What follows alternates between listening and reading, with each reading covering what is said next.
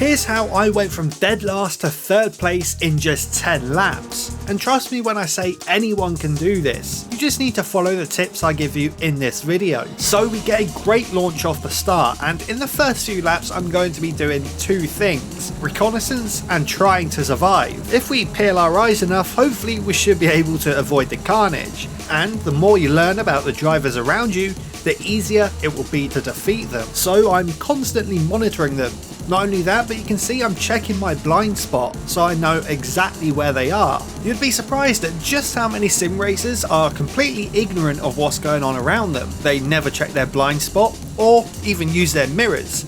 And they usually end up turning into cars that are sitting right next to them. So if this sounds like you, please, for the love of God, check your mirrors. But sometimes checking your mirrors isn't enough against especially filthy drivers. This guy in the orange car behind me is very aggressive and ends up rear-ending me. So now I can keep that in the back of my mind and distance myself like it's 2020. And we'll be seeing this guy later on. But now I notice a massive plume of tyre smoke going into the bus stop. So I momentarily try to ignore our new friend and try to see exactly what is happening up there. But I couldn't see the culprit, so I entered the corner with extreme caution. If I didn't enter with caution, like a lot of drivers seemingly don't, I would have sent it through at full speed and it potentially could have resulted in a big old crash. Luckily there's no danger on the track for the most part, so we can get a good slingshot and try to catch up to the cars in front. However, we need to watch out for this car on the inside. I know from experience it's pretty easy to lose the rear end on this corner, and I don't want him spinning into me. So like Sir Mix-a-Lot, I stare at his rear end like an absolute hawk. If I see it slip even a slight bit,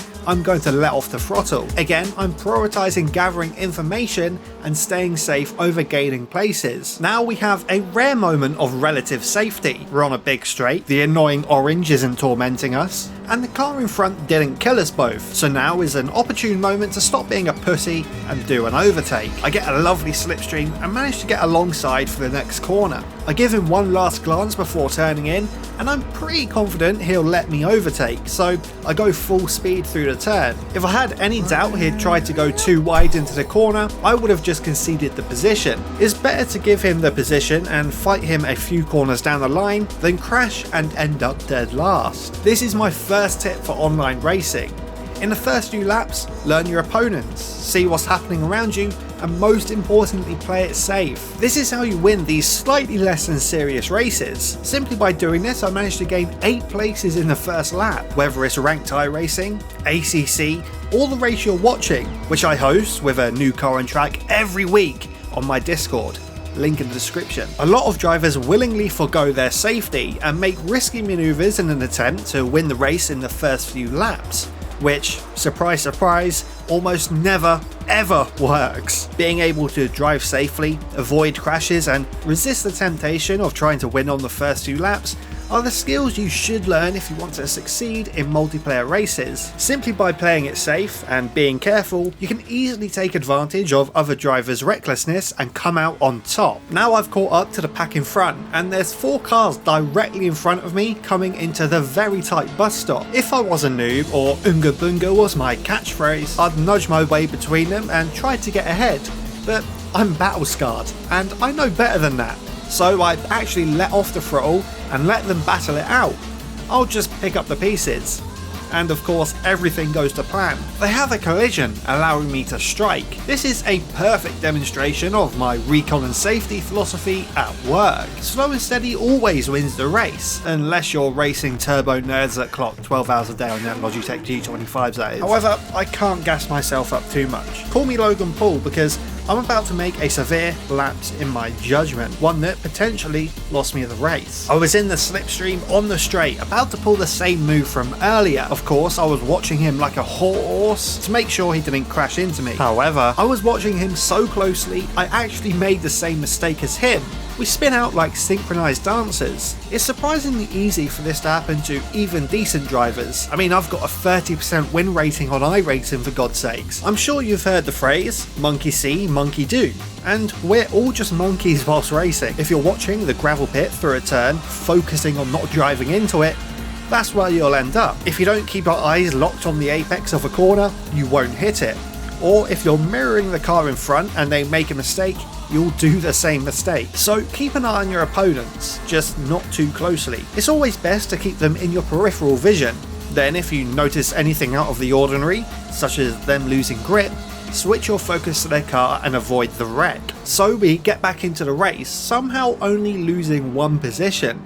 But I'll be able to make that up again using my third tip. When you're in the pocket, use it to your advantage. When some drivers have no other cars around them, they switch off. But that's the perfect time to gain on the cars ahead. Whilst they're driving slow, battling each other, you're basically in your own little qualifying session, and you can drive totally uninhibited. And sure enough, we catch up to the guys in front using this tip. And even surer enough, it's the aggressive guy from earlier, so I know exactly what to expect. And I keep one of my eyes on him like a hammerhead shark, but of course not too closely. And yep, he hasn't changed, and tries squeezing me off the road. That's not cool, man. But you've got to stay level-headed in situations like this, so instead of reciprocating and battling him into the next corner, which will more than likely end up in a crash, I let off the throttle and allow him the position. Then, just as I expected, I get a better launch out of the turn and position myself perfectly for a clean overtake on the straight. Or so I thought. He tries to run me off the road. I do the classic F1 driver hand, although he can't say it, then attempt a beautiful grass overtake. But now he's on my quarter going into the turn. I've learnt how this man drives, and I know if I take the apex, he'll end up wiping me out. So I go slowly through the corner and give him the inside line instead of risking a crash. Of course, this gives him the lead. But I've been watching and collecting information like a sponge. I know he makes rash decisions, often leaving him open for an overtake, and I predict he'll give me the position without needing to battle if I let him pass just this once. So now all I have to do is wait for the right moment to pounce, and luckily, I was right. The sim racing gods shine down on me and make him spin on the very next corner, giving me the position with minimal fuss. Patience really is a virtue in motorsport. Now I'm P6 with a huge gap in front and behind me. It's time to forget about all the other cars and put in some qualifying pace laps. Doing so, all the guys battling ahead drop like flies, and me, in my little bubble, managed to steal their positions. And that is how I went from P20 to P3. Of course, I left out the part where I dropped back down to P6 and promptly race quit on the final lap, so I guess in actuality, I'm the turbo nerd. But that's because I didn't practice a full race sprint and didn't know how the car handled on low fuel. So there's another tip for you. Practice a full race sprint so you know how the car's going to handle throughout the entire race. Anyway, it wasn't glamorous, but it was practical, and something that almost anyone should be able to replicate following these tips. If you enjoyed this video, click this one in which I teach you how staying out of power can actually be faster.